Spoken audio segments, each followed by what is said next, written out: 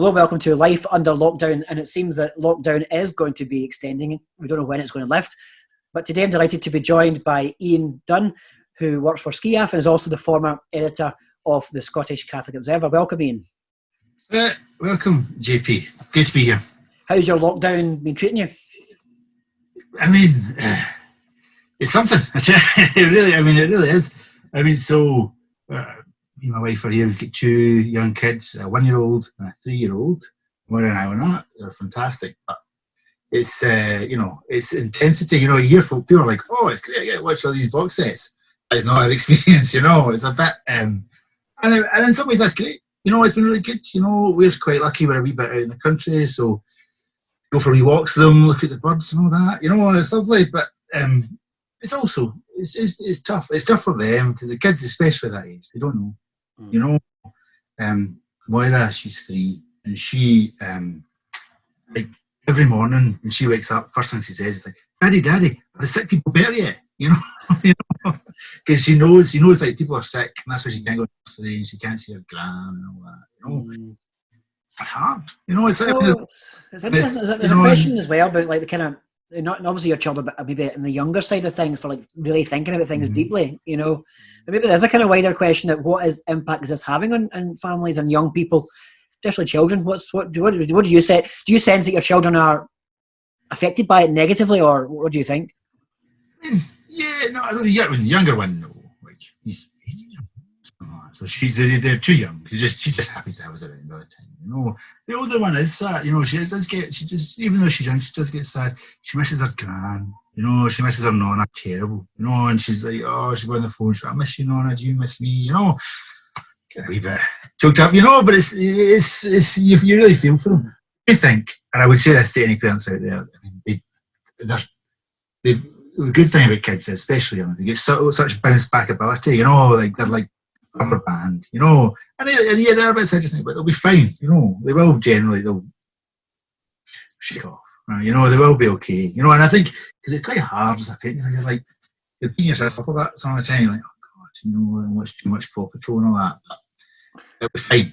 I think that's probably a good thing for parents to think. They've got to think about it. It's just not to be too hard. I think you're not alone in the sense that I think there's a lot of parents. Just now, obviously, there's some people who are maybe more children or maybe less children, but they're struggling to get that balance. That also parents need the downtime as well. I mean, you obviously love your children, you love spending time with them, but you need a bit of time away as well sometimes. Oh yeah, absolutely. Yeah. I mean, it's all about different people get different personalities and all that, and they need different times. I mean, I'm quite a kind of outgoing personality, so I mean, the worst thing for me would be if I was on my own. I would be doolally. So it's everyone. It affects everyone in different ways. And you need to be sensitive to it. You need to try and, because it can be a bit frustrating sometimes. Folk and they're like, oh, this is quite good to me a bit, because like people live on their own. They're quite introverted. And they're like, oh, this is great. And I'm a bit like, is it?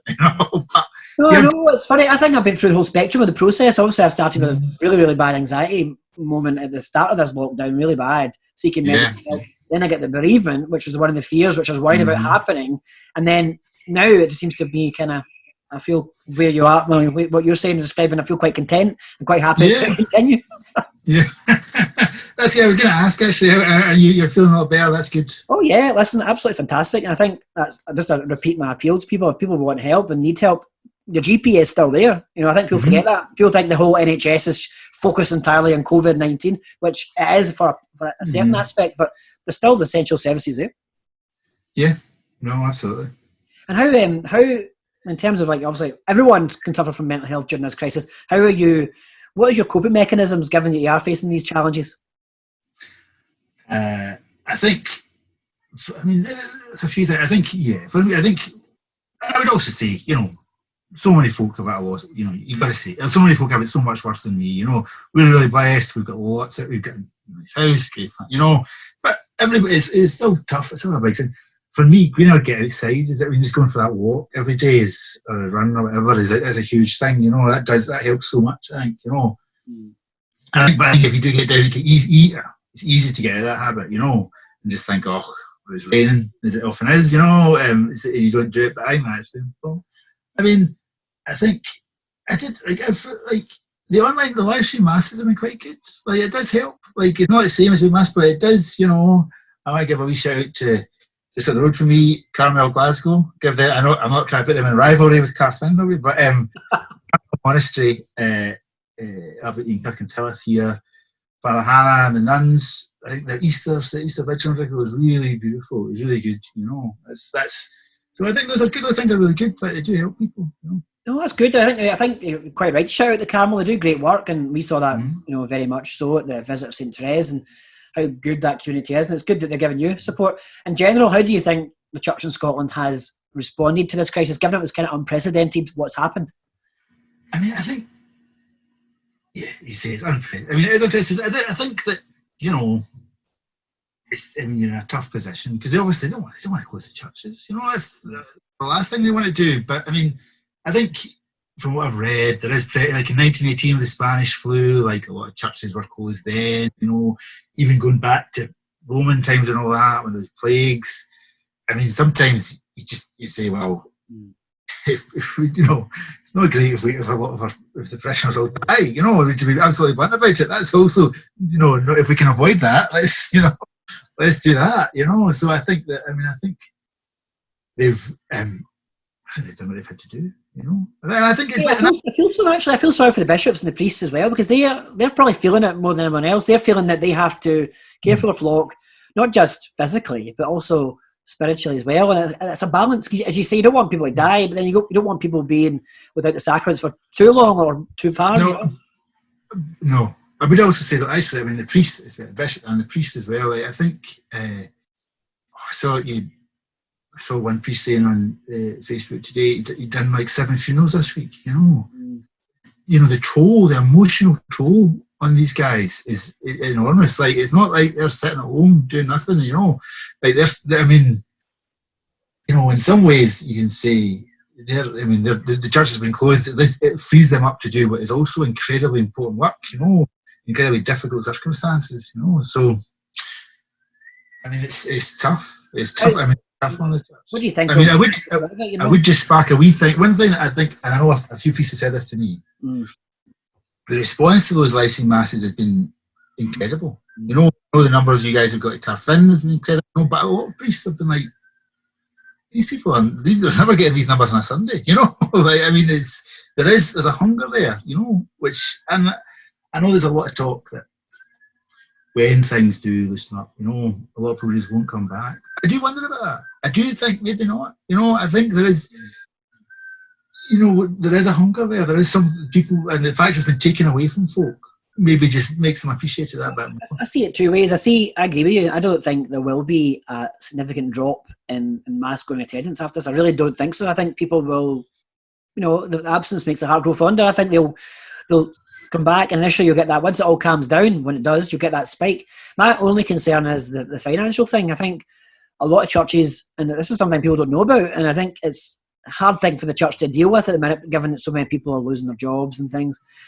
I think that the church income is just not there, and people this misunderstanding about how the church actually generates money.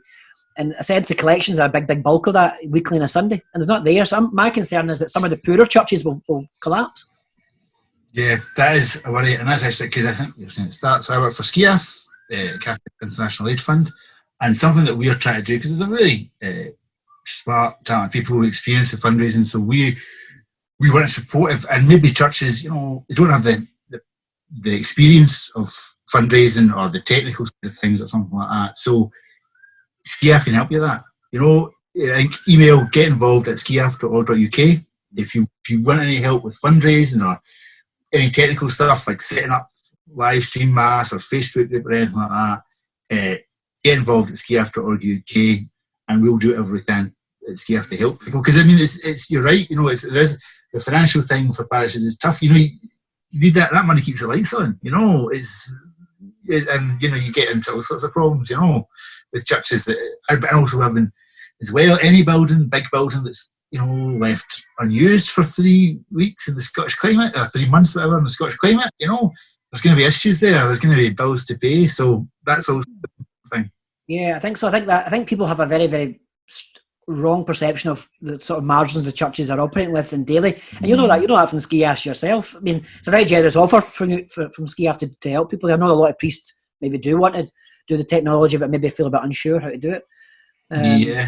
You know, I would say, I think for SCIAF as well. So, fourth Sunday of Lent, SCIAF Sunday, that's a huge for us. That gives us so much money that it's to do really life-saving work all over the world. And the fourth Sunday of Lent this year was the one they shut, so the collection didn't happen. You know, so that's a massive issue for SCIAF. Like a lot of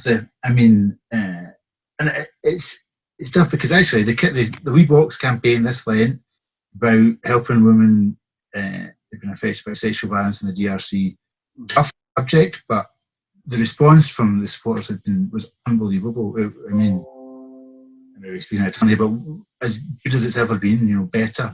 People really, saw the urgency, the need there. And I mean, I'm fortunate. I've been out to the DRC a few years ago now, but I met some of SCIAF's partners there, and I mean, in my view, some of them are as close to saints as I've met. Real. I mean, it's the situation there is so turbulent and violent, and there's so much poverty and chaos and stuff like that. But the people in the church there that SCIAF are working with, that provide counselling and medical support and get people back on their feet that have been it's the most awful crimes. Yeah, this is the thing. This is ongoing. Aside from the coronavirus, we're seeing Deacon Blue, who are very much at the forefront of the appeal this year in the Congo. They've expressed their concern in recent days that the coronavirus will negatively impact the Congo as well. Do you know any details about what's happening in the Congo with the coronavirus? I mean, there's not that many cases, but at this point they don't know about. They're not testing that much. Obviously, they do. The one thing they've got on their side is because of Ebola. They've got experience in dealing with things like this, so they're really fast. They're really fast at like testing and stuff like that. They do know, but I mean, how do you wash your hands if you don't have running water? How do you social isolate if you live 10 to a house? How do you stay 2 meters away from people when you're in a slum? That's tough. That's really, really tough. And it's not like they have troubles to seek beforehand. I think people are really, as you said earlier on, you alluded to, people really responded to this appeal. They really did. And one of the things we get kind of fielded, maybe you actually can help me with this. One of the things people message us is, I've got a wee box full of coins. What do I do with it now? What do we do, given this is all going on here in Scotland to support SCIAF? Well, I would say, that's fantastic. For all the people who collect money for SCIAF, I mean, it makes a real difference. It really does. And we're really grateful for that. I think obviously a lot of people would hand it into their parish. That's not possible. What you can do is, if you can give SCIAF a phone, 01413545555, and we'll put this in the number afterwards, and someone there will be able to help you. You can also go online, www.sciaf.org.uk. There's instructions there. You can just pay it online. There's a lot of us have had to get a lot better at online stuff in the past few months, so that's an option. You can do that. You can even mail it in as well. Like, it may take us a bit longer to get back to you and say thanks, but we will do it. We've got a wee bit of up second mail because our office is starting to reopen the office and people collect the mail, but there's a bit of a backlog. So, and I would also say, this is really important, if you get it in before the 20th of May, 3 weeks from now, it still gets doubled by the UK government, which is good of them. So that's, everything we can get in will help these people in the Congo. We're facing a hell of a lot already, and now the coronavirus as well to face, So I know that, listen, I know people are worried here. I know there's a lot of problems here, but the heroes that we've got heroes here in the NHS, but there's heroes over there as well, and just try and, anything we can do to support people who are really giving their all for others, I think you should try and do. Absolutely, and I would repeat that call, that anyone who's got a wee box, or anyone who's still considering or able to support SCIAF, then absolutely do so by following the links which we'll put on this post. So thanks Ian for dropping by today, albeit digitally speaking, and it's good to see you, and I hope that you and your family keep well and get through it, and I hope this lockdown situation passes quickly for you. Yeah, no, Thanks, JP, and thanks as well to you and Brian, the work you do. You know, I mean, I've been a champion of yours for a while, you know, and I think, and I would continue to be. So I think it's really important to a lot of people. So thanks for that, and yeah, and stay safe yourself. Thank you. God bless.